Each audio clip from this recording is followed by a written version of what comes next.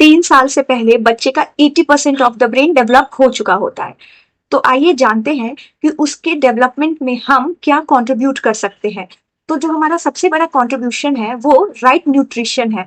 तो चलिए देखते हैं कि बच्चे के ब्रेन डेवलपमेंट के लिए हमें कौन कौन सी चीजों का ध्यान रखना है, कौन कौन सी न्यूट्रिशन उसके डाइट में इंक्लूड करना है और क्या हम इनमें से कुछ मिस आउट कर रहे हैं।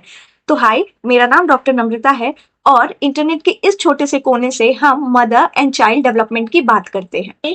पहले समझते हैं कि न्यूट्रिशन इतना इंपॉर्टेंट क्यों है। Right nutrition at right age is very important for उसका ब्रेन का डेवलपमेंट, जो नंबर 1 फैक्टर है। दूसरी चीज जो है उसके वेट और हाइट के डेवलपमेंट के लिए, एंड थर्ड इज इम्यूनिटी के डेवलपमेंट के लिए। अगर न्यूट्रिशन थोड़ा सा भी कम हो, लैक हो या प्रॉपर ना हो तो बच्चे का जो ब्रेन है, हाइट, वेट और इम्यूनिटी, ये सारी चीजें सफर करती हैं। बच्चे का जो न्यूट्रिशन है वो अलाइन होना चाहिए उसके एज, उसके वेट और उसके रिक्वायरमेंट के अकॉर्डिंग। बच्चा मोटा है तो हेल्दी है, ये एक गलत धारणा है। क्योंकि जब आप छोटे बच्चे को बहुत ज्यादा खिलाते हैं ताकि वो मोटे हो सके, तो उनके लाइफ में आगे चल के ओबीज होने का यानी कि मोटापा का रिस्क रहता है और डायबिटीज का रिस्क रहता है। दूसरी चीज जो हमें ध्यान देनी है, मिल्क के साथ कुछ बच्चे जो होते हैं वो बहुत ज्यादा मिल्क इनटेक करते हैं। मिल्क आपके बॉडी के लिए बहुत अच्छा है, वो कैल्शियम प्रोवाइड करता है, बट बहुत ज्यादा मिल्क लेने से आयरन डेफिशिएंसी भी हो सकता है। तो आपको ध्यान रखना है, अगर बच्चा बड़ा है यानी आपके पास अगर टॉडलर है तो उसका जो मिल्क है वो 500 ml एक दिन के लिए सफिशियंट है।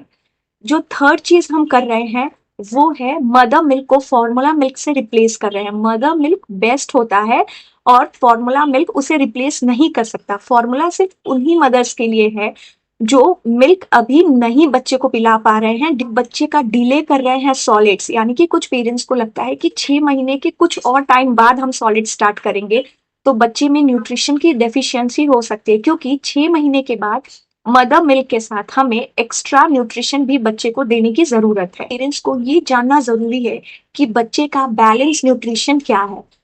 बच्चे का एक बैलेंस न्यूट्रिशन देने के लिए बच्चे के डाइट में फ्रूट्स एंड वेजिटेबल्स होनी चाहिए, प्रोटीन होने चाहिए, होल ग्रेन होने चाहिए जैसे कि व्हीट, राइस, ओट्स। उसके बाद उसमें डेयरी और कैल्शियम रिच फूड होने चाहिए, हेल्दी फैट्स होने चाहिए जैसे कि नट्स हो गए, आमंड हो गया, एवोकाडो हो गया। ये सारे जो हेल्दी फूड्स होते हैं जो हेल्दी फैट प्रोवाइड करते हैं बच्चों को, वो सारा बहुत जरूरी है उनके डाइट में देना। Great nutrition is not about what the child Yeats, it's about how the child Yeats.